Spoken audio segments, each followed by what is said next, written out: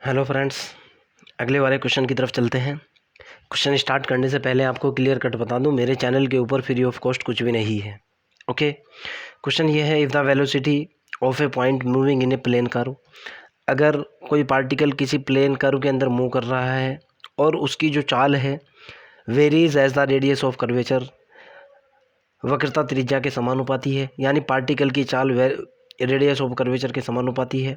Show that the direction of motion, तो तब उसकी चाल दिखानी है हमको। Revolve with the constant angular velocity. Okay, constant angular velocity के साथ, यानी कोणीय गति के साथ रिवॉल्व होती है।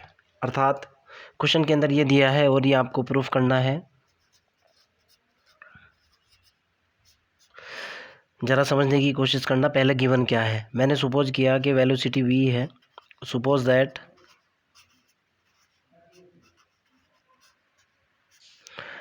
Velocity of point is v, of point is v। Velocity मैंने पॉइंट की कितनी मान ली, v मान ली। रेडियस ऑफ कर्वेचर कितना माना मैंने, रेडियस ऑफ कर्वेचर सपोज कर लिया मैंने,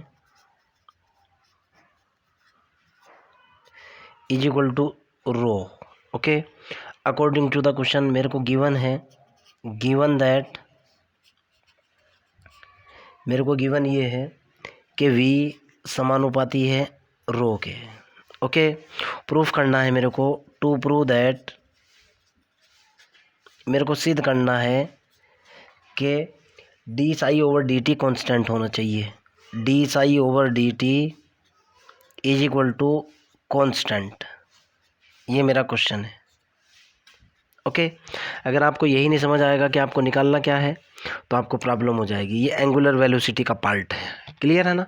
अब यहाँ से चलते हैं। मेरे को क्वेश्चन के अंदर दे रखा है v डायरेक्टली प्रोपोर्शनल टू रो है, तो v का मतलब क्या निकलता है भाई, जब मैं प्रोपोर्शनल के निशान को बराबर के निशान में कन्वर्ट करूँगा तो किसी कांस्टेंट का यूज़ करूँगा।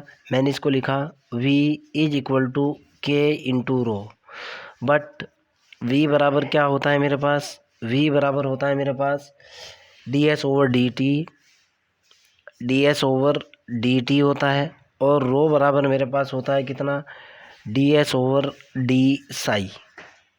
मैंने दोनों फॉर्मूलों का यूज़ किया और रिजल्ट निकाल लिया। देन तब मेरे पास निकल कर के आया, ज़रा ध्यान से देखना, v की वैल्यू डाली मैंने, d s over d t is equal to हुआ के into d s over d Sai.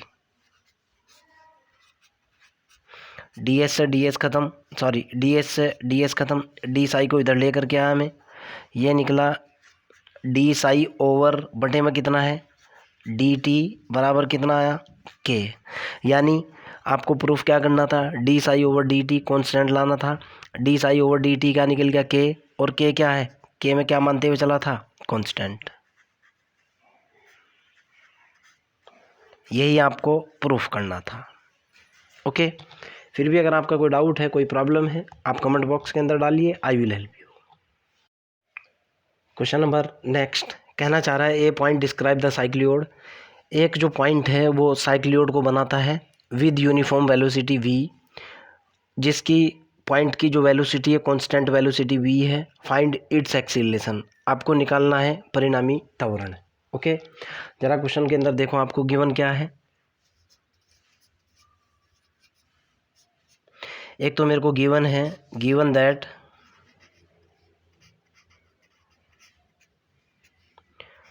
v is equal to दे रखा है मेरे को कांस्टेंट है। यूनिफॉर्म का मतलब मैं आपको बता चुका, कांस्टेंट है। यानी आपको दे रखा है d s over d t बराबर होता है v के, बराबर कांस्टेंट c मान लिया, c कांस्टेंट मान लिया मैंने। क्लियर है ना। जब मैं इसको डिफरेंशिएट करूँगा यहाँ से, यानी मेरे पास निकला d s over d t is equal to c. मैंने डिफरेंशिएट किया, differentiate with respect to t, ये मेरे पास निकल करके आया d over d t, d s over d t is equal to d over d t c constant का differentiation 0 होता है। इधर बन जाएगा d2s over dt square is equal to 0। आपको जो कैलकुलेट करना है, आपको निकालना है रिजल्टेंट एक्सीलरेशन। आपको ये कैलकुलेट करना है, रिजल्टेंट एक्सीलरेशन निकालना है आपको। इज इक्वल टू आपको निकालना है d2s over dt square plus का complete square plus v square upon rho का कंप्लीट स्क्वायर बराबर क्या। ये आपका क्वेश्चन है। आप क्वेश्चन भी समझ लो क्या है। आपसे पूछ रहा है कि उसका एक्सीलरेशन बताइए, यानी आपको परिणामी एक्सीलरेशन आपको बताना है। ओके, आगे की तरफ चलते हैं। ये मेरी इक्वेशन नंबर 1 हुई। अगेन मेरे को एक चीज़ और भी गिवन है, ज़रा उसको भी देख लो। मेरे को गिवन क्या है भाई? मेरे को गिवन है, given that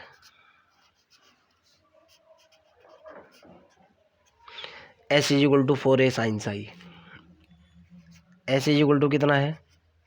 4a sine Sai. अब मैं यहाँ से अगले वाली वैल्यू कैलकुलेट करूँगा। मैंने इसको डिफरेंशिएट किया, ds ओवर डी साई किया मैंने। इधर निकल कर के आया d over d psi 4a sine psi. ये रिजल्ट निकला। इधर तो निकल गया ds over d psi is equal to ये कितना हुआ? 4a साइन साई का डिफरेंशिएशन कितना हुआ? कोस साई। ओके, बट हमारे पास फार्मूला क्या होता है? But rho is equal to होता है हमारे पास ds ओवर डी साई। तो यहाँ से निकल कर के आया rho is equal to ds over d psi की वैल्यू है 4a cos psi. Okay, suppose that ये मेरे पास इक्वेशन नंबर 2 निकल गई। नाउ यहाँ से आगे की तरफ चलते हैं हम। मेरे को एक्सीलरेशन चाहिए।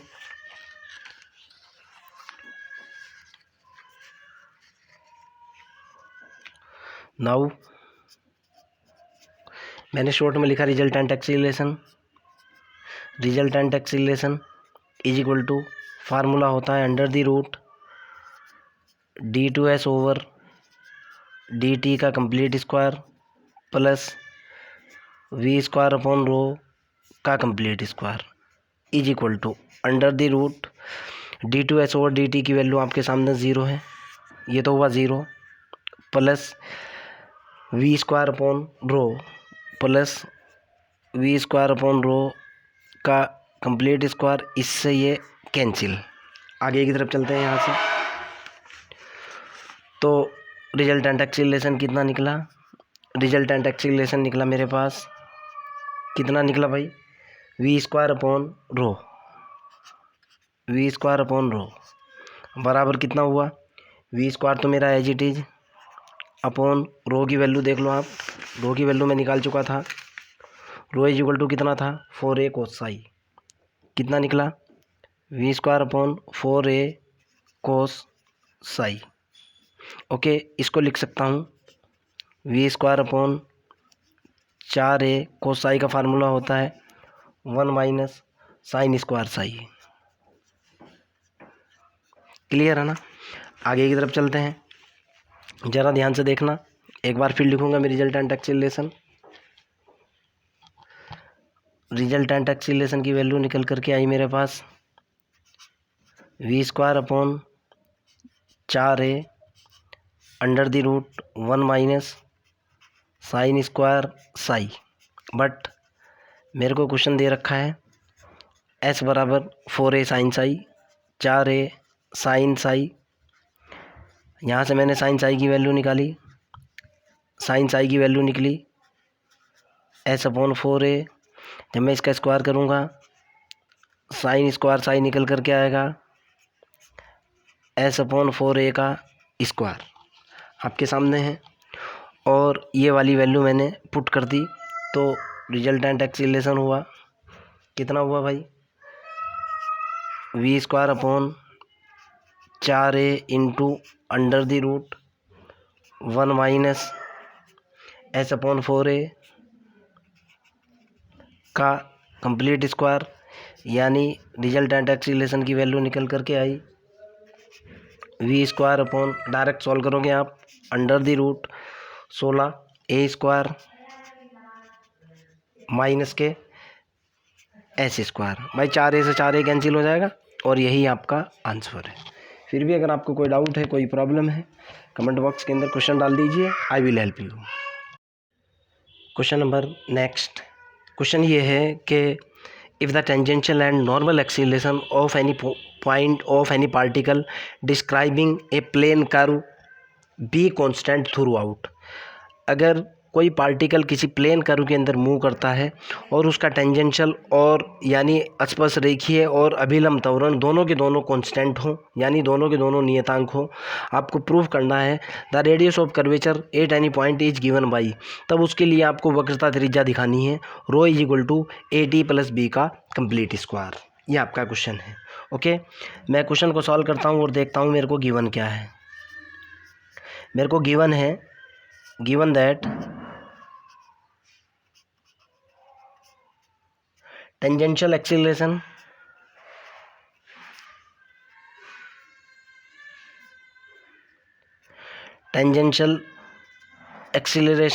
फार्मूला होता है d v over d t is equal to दे रखा है मेरे को लैम्बडा, और मैंने इसको कांस्टेंट मान लिया कांस्टेंट कितना है, लैम्बडा है। पहले वाला तो ये दिया हुआ है। Again given that normal acceleration भी मेरे को क्या दे रखा है, नॉर्मल एक्सीलरेशन फार्मूला होता है v square upon rho is equal to, मैंने इसको मान लिया म्यू, ये भी मेरे को कांस्टेंट गिवन है, कांस्टेंट। ओके, अब आगे की तरफ चलो आप। मैंने यहाँ से उठाया नाउ, मैंने रिजल्ट उठाया d v over d t is equal to lambda. ये डिफरेंशियल इक्वेशन है। मैंने इसमें वेरिएबल सेपरेबल का केस लगाया, इसको मैंने लिखा d v is equal to lambda into d t, और मैंने इंटीग्रेट किया both side, integrate both side किया मैंने भाई। रिजल्ट निकल कर क्या, integration of d v is equal to integration of lambda into d t. आगे की तरफ चलता हूँ, यानी अभी तक जो मेरे पास निकला हुआ है दोनों के दोनों रिजल्ट भी रख लूँगा, इंटीग्रेशन भी रख लूँगा। मैं एक लाइन रिपीट करूँगा, यानी मेरे पास अभी तक है, ये है मेरे पास d v over d t is equal to मेरे पास लैम्बडा है, and v square upon rho is equal to मेरे पास कितना है, म्यू, देखो आप। और यहाँ से मेरे पास ये साथ ही विद यहाँ से रिजल्ट निकला हुआ है कितना, integration of d v is equal to integration of lambda into d T.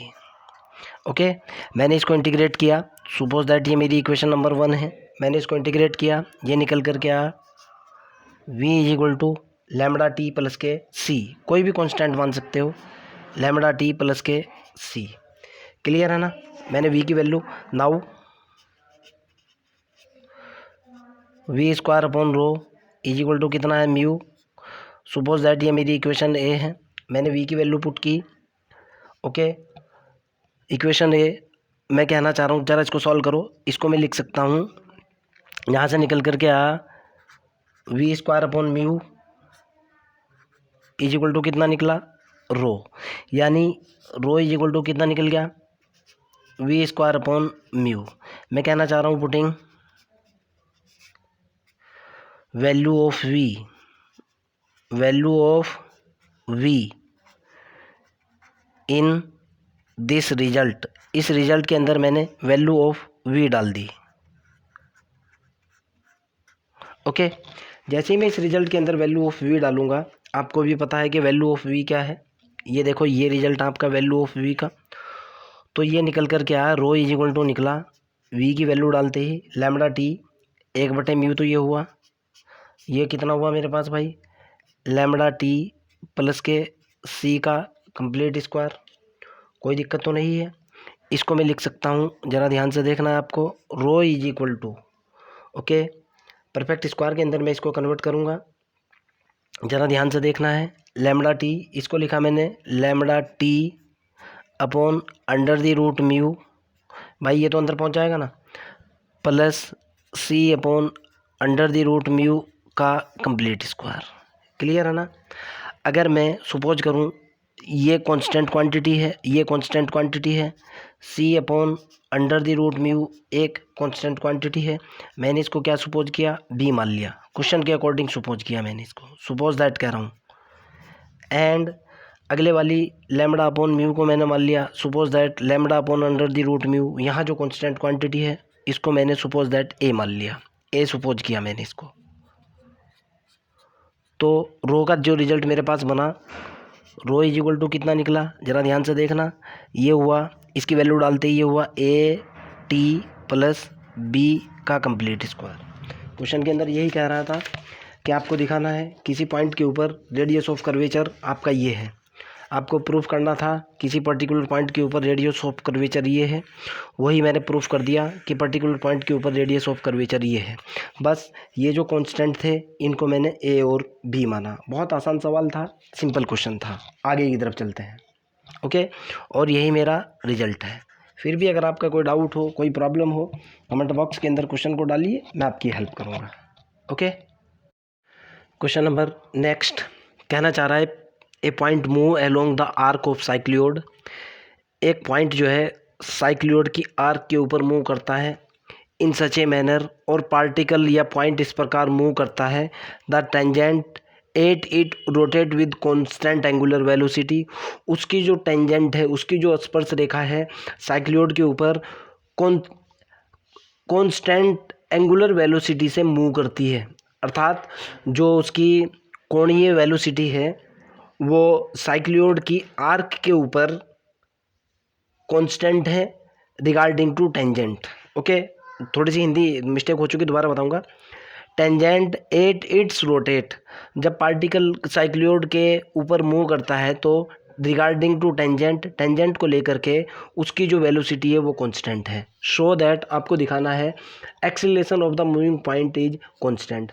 Particle का जो एक्सीलरेशन है या पॉइंट का जो एक्सीलरेशन है, जो त्वरण है, वो कांस्टेंट है, यानी नियतांक है इन मैग्नीट्यूड। मैग्नीट्यूड में पार्टिकल का एक्सीलरेशन कांस्टेंट है। अर्थात सबसे पहला आपको ये देखो गिवन क्या है। आप इस चीज़ को जानते हो कि इक्वेशन ऑफ साइक्लियोड क्या होती है भाई? इक्वेशन ऑफ साइक्लियोड होती है हमारे पास, क्या होती है? इक्वेशन ऑफ साइक्लियोड होती है एस बराबर 4a साइन साई। ये तो फार्मूला है बीएससी पार्ट 1 का, 4a साइन साई, ये आपकी इक्वेशन होती है। ओके, अर्थात ये आपको गिवन है। अगेन मेरे को गिवन क्या है? Given that constant angular velocity, okay, of tangent. मेरे को गिवन है, given that the angular velocity of tangent, the angular velocity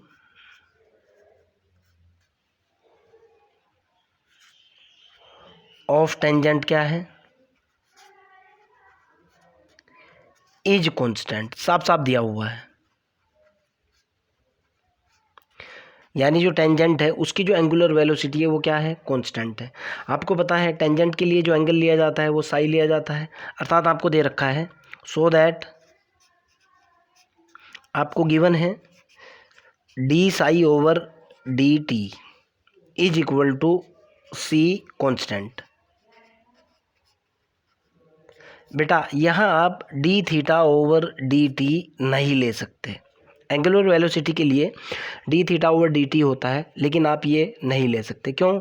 क्योंकि आपकी अब की बार जो क्वेश्चन के अंदर दे रखा है, जो टेंजेंट है ना वो मूव कर रही है, और टेंजेंशियल एंगल हमेशा बीएससी के अंदर या हायर एजुकेशन में साई लिया जाता है। ओके, यानी d psi over d t is equal to constant है।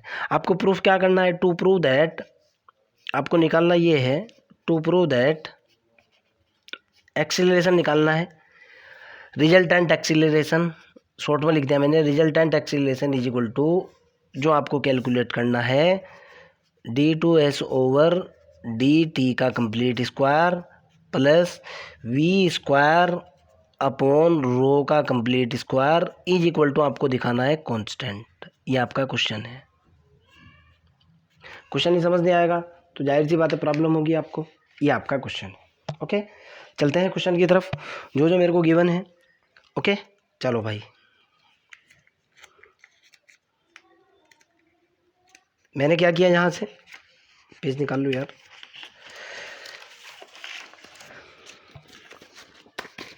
ये जो मेरा क्वेश्चन है ज़रा यहाँ से देखो आप,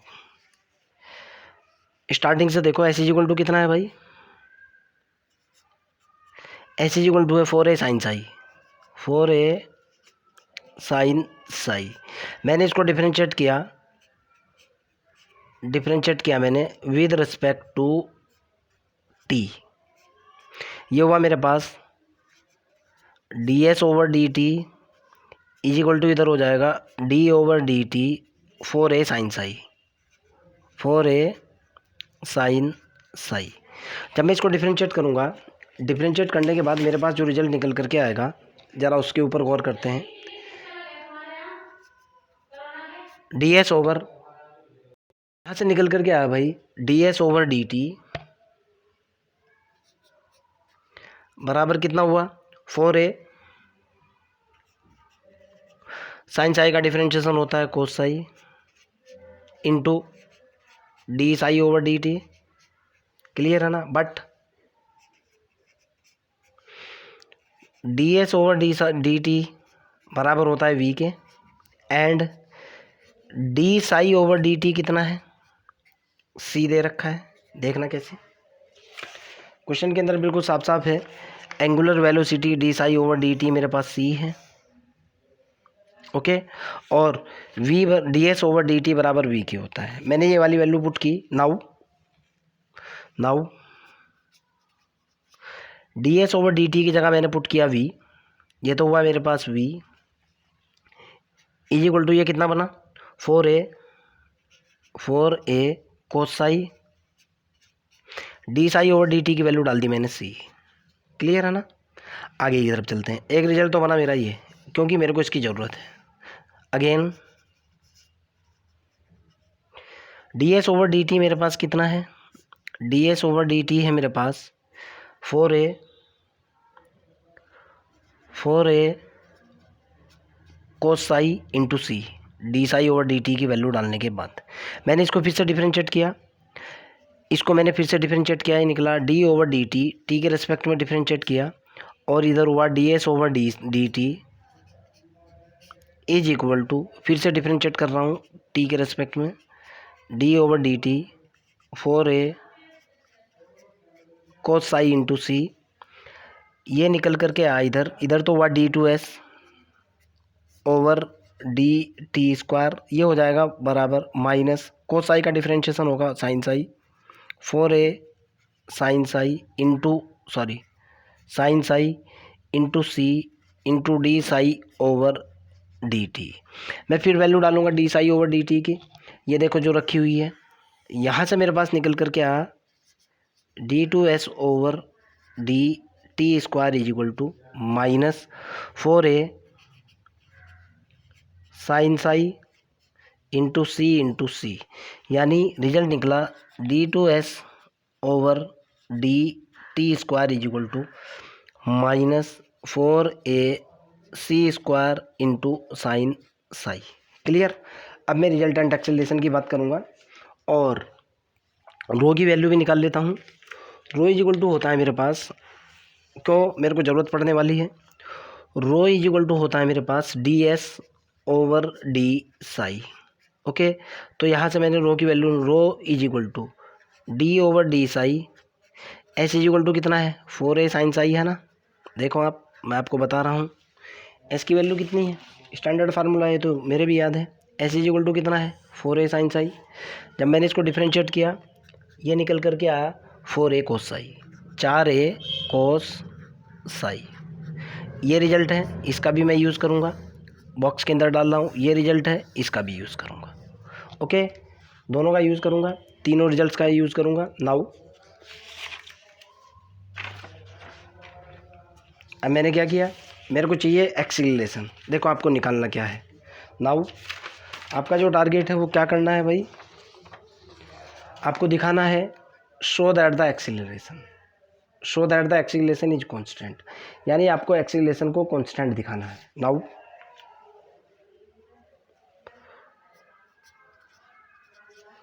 resultant acceleration is equal to under the root, formula क्या होता है, d2s ओवर dt का complete square plus v square upon rho का कंप्लीट स्क्वायर, यही तो होता है ना। वैल्यू डालता हूँ, रिजल्ट निकालता हूँ, तो यहाँ से मेरे पास निकल कर क्या, resultant acceleration is equal to under the root d2s over dt के स्क्वायर की वैल्यू आपके सामने है, ये निकल कर के आई माइनस के 4a, ये देखो, ये रखो आप, 4a माइनस के 4a सी स्क्वायर माइनस के 4a c square sine Sai का स्क्वायर प्लस आपने v की वैल्यू डाली, v की वैल्यू है आपके पास कितनी, प्लस v की वैल्यू हुई आपके पास 4a कोसाई 4ac कोसाई बटे रो की वैल्यू डाली 4a कोसाई का इसका स्क्वायर का v स्क्वायर का कंप्लीट स्क्वायर, इसका v स्क्वायर तो ये हो चुका, और रो की वैल्यू कितनी है देखो आप, rho is equal to 4a cos psi, ठीक है ना। जब मैं इसको सॉल्व करूँगा भाई, सीधे का सीधा रिजल्टेंट एक्सीलरेशन की वैल्यू निकल करके आएगी, resultant acceleration is equal to under the root के अंदर से देखना, इसमें से एक चीज़ कॉमन आ रही है, यहाँ से 16 a square c square common आ रहा है, ध्यान से देखो आप, यहाँ से 16 a स्क्वायर और सी स्क्वायर कॉमन आ रहा है भाई। देखो एक 4a से तो 4a कैंसिल हो जाएगा ना, ठीक है ना, ऊपर से 16 बचेगा, 16 a स्क्वायर सी स्क्वायर बचेगा, ओके, और एक कोस से कोस भी कैंसिल हो जाएगा यहाँ, एक ये पावर करने के बाद, ठीक है ना। तो यहाँ बचेगा मेरे पास कितना, 16 a square c square common लेने के बाद ये बचेगा यहाँ तो साइन स्क्वायर साई, प्लस अगले वाला बचेगा कितना, कोस स्क्वायर साई, ये कितना होता है 1 होता है। तो एक मिनट यार, रिजल्टेंट एक्सीलरेशन की वैल्यू हुई under the root 16 a square c square बराबर कितना निकला, सॉरी c की पावर 4 होगी बेटा ये, ठीक है ना, हाँ आ रहा अभी, ठीक है ना, c की पावर 4 होगी, और यहाँ से निकलेगा 4a सी स्क्वायर, 4 भी कांस्टेंट, a भी कांस्टेंट, c भी कांस्टेंट, बराबर कितना निकल गया, रिजल्टेंट एक्सीलरेशन की वैल्यू निकल करके आई, कितनी निकली, कांस्टेंट निकल गई ना। देखो क्वेश्चन के अंदर पूछ क्या रहा था, आपको दिखाना था कि resultant acceleration is constant, okay, acceleration is constant, अर्थात यही आपको प्रूफ करना था, ओके। फिर भी आपका कोई डाउट हो, कोई प्रॉब्लम हो, कमेंट बॉक्स के अंदर क्वेश्चन को डालिए, I will help you, okay bye.